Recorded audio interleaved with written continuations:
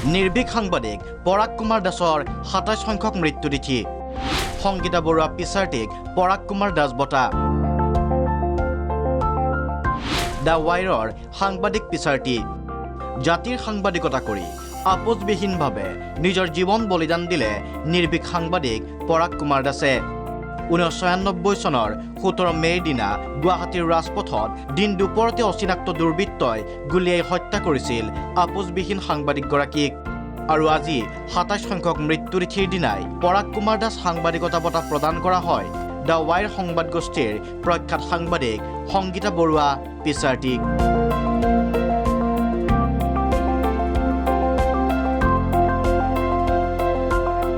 আজি গুৱাহাটী প্ৰেছ ক্লাবত এক গাম্ভীৰ্যপূৰ্ণ অনুষ্ঠানত দ্য ৱাইৰ সংবাদ প্ৰতিষ্ঠানৰ প্ৰখ্যাত সাংবাদিকগৰাকীক প্ৰদান কৰা হয় পৰাগ কুমাৰ দাস বঁটা। বঁটা গ্ৰহণ কৰি নিজকে অত্যন্ত সুখী অনুভৱ কৰে সাংবাদিক সংগীতা বৰুৱা পিছাৰ্টিকে। সুখী বহুত কাৰণ।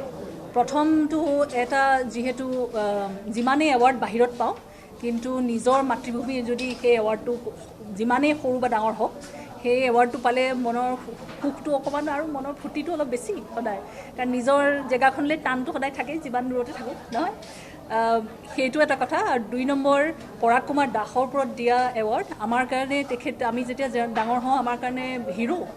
আমি এতিয়াও ভাবোঁ যে তেওঁ যিটো জাৰ্নেলিজিমৰ যিটো দি থৈ গ'ল সেইটো এতিয়ালৈকে কোনেও ইমান কম্পিটেই কৰিব পৰা নাই। মানে চৰকাৰ যোনখন চৰকাৰেই থাকক, আজি এখন আছে কাইলৈ অন্য এখন আহিব, কিন্তু চৰকাৰৰ ওচৰলৈ যাবলৈ বা তেওঁলোকে কোৱা কথাবোৰ লিখিবলৈ বৰ ইজি, কিন্তু চৰকাৰৰ এগেইনষ্টত থিয় হৈ মানুহৰ ওপৰত প্ৰশ্ন কৰাটো সেইটো বৰ ডাঙৰ, ইমান চবৰ কাৰণে ইজি নহয়।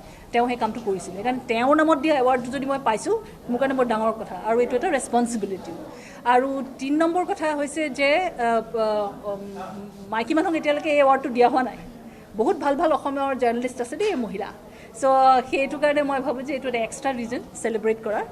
ইফালে বঁটা গ্ৰহণ কৰি প্ৰয়াত সাংবাদিক পৰাগ কুমাৰ দাসৰ নিৰ্ভীক আপোচবিহীন সাংবাদিকতাক শ্ৰদ্ধা জনায়। সাম্প্ৰতিক সময়ত পৰাগ কুমাৰ দাসৰ দৰে আপোচবিহীন সাংবাদিকতাৰ প্ৰাসংগিকতা আছে বুলিও ভাষণ প্ৰসংগত কয় সাংবাদিকগৰাকীয়ে। এই ডেটত জাৰ্নেলিজিমলৈ যিটো থ্ৰেট আহিছে চবেই এই কথাটো কৈ আছে, আৰু পাৰ্টিকুলাৰলি ইণ্ডিপেণ্ডেণ্ট মিডিয়ালৈ যিটো থ্ৰেট আহিছে, এই চ' সেইকাৰণে এই এৱাৰ্ডটোৰ গুৰুত্ব আৰু পৰাগ কুমাৰ দাসৰ যিটো জাৰ্নেলিজিম তাৰ গুৰুত্ব অতি বেছি বাঢ়িছে, যিটো চবেই এই কথাটো কৈছে আৰু এইটো ময়ো এগ্ৰী কৰোঁ। আৰু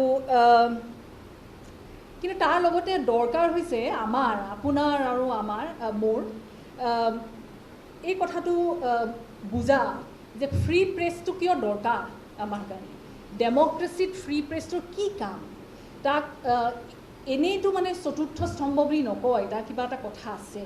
এই কথাটো আমি নিজকে প্ৰশ্নটো সোধা মোৰ হিচাপত এইটো এটা সময় আহিছে।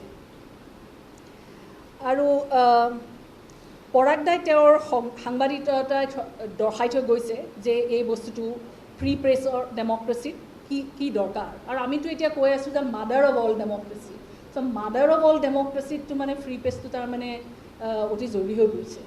নিৰ্ভীক সাংবাদিক পৰাগ কুমাৰ দাসৰ অভাৱ অনুভৱ কৰে বুলি মন্তব্য ৰাজ্যসভাৰ সাংসদ অজিত কুমাৰ ভূঞাৰ। পৰাগ দাসৰ প্ৰভাৱটো অনুভৱ কৰা যায় আৰু তেওঁৰ বিষয়টো নতুনকৈ ক'বলৈ নাই।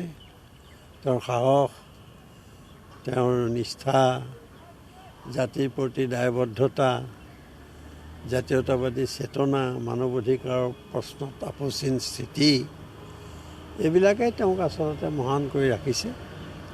আৰু লাহে লাহে দেখা গৈছে যে অসমৰ বিভিন্ন ঠাইত পৰাগ দাসৰ স্মৰণত সভা সমিতি হৈছে, যিটো খুব মই ভাবোঁ যে ভাল কথা। অধিবক্তা শান্তনু বৰঠাকুৰেও স্মাৰক বক্তৃতা প্ৰদান কৰি পৰাগ কুমাৰ দাসৰ লেখনিত অনুসন্ধানমূলক, বাস্তৱধৰ্মী আৰু প্ৰশ্ন কৰাৰ সাহস থকা সাংবাদিকতা দেখা পোৱা বুলি মন্তব্য কৰে। প্ৰগতিশীল জাতীয়তাবাদক বিশেষ গুৰুত্ব দিছিল বুলি মন্তব্য অধিবক্তা বৰঠাকুৰৰ। আমি প্ৰথম তেওঁৰ সাংবাদিক ধৰ্মী যি ৰচনা সেইখন দেখিছিলোঁ, তাত আমি কেইটামান অত্যন্ত গুৰুত্বপূৰ্ণ বস্তু দেখিছিলোঁ।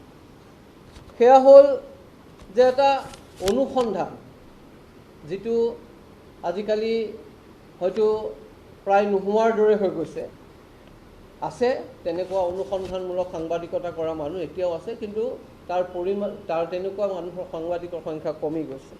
দ্বিতীয়তে, আৱেগ পৰিহাৰ কৰি বস্তুনিষ্ঠভাৱে এটা বিষয়ক চোৱাৰ যিটো প্ৰয়াস, সেইটো দেখা পাইছিলোঁ।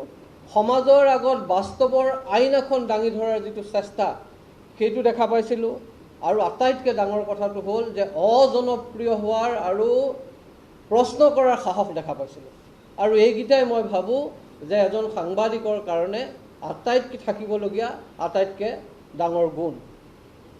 এই যে এটা বিৰাট আৱেগৰ মাজেৰে পাৰ হৈ যোৱা সময়ৰ মাজত কিছুমান সঁচা কথা কোৱাৰ যিটো সাহস তেখেতে দেখুৱাইছিলে, মই ভাবোঁ সেইটোৱে হ'ল যে আটাইতকৈ ডাঙৰ গুণ পৰাগ কুমাৰ দাসৰ মাজত আছিল, আৰু সেইটোৱে তেওঁ মৃত্যুৰ দিনলৈকে কঢ়িয়াই লৈ গৈছিল।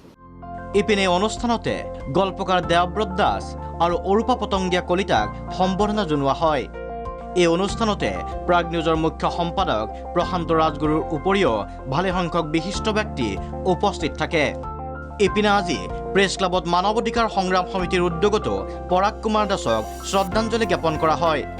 এই অনুষ্ঠানত বিশিষ্ট বুদ্ধিজীৱী ডক্টৰ হীৰেণ গোহাঁই, জ্যেষ্ঠ অধিবক্তা নেকিবুৰ জামান, মানৱ অধিকাৰ কৰ্মী বুবুমণি গোস্বামীও উপস্থিত থাকে। আজি পুৱা ৰাজগড়স্থিত সমাধিস্থলীত পৰিয়াল আত্মীয়ই শ্ৰদ্ধাঞ্জলি জ্ঞাপন কৰে। ভিডিঅ' জাৰ্নেলিষ্ট ৰামু বাজপৰৰ সহযোগত আসিফ হুছেইন আৰু ভাস্কৰজ্যোতি শৰ্মা ৰিপৰ্ট, প্ৰাগ নিউজ।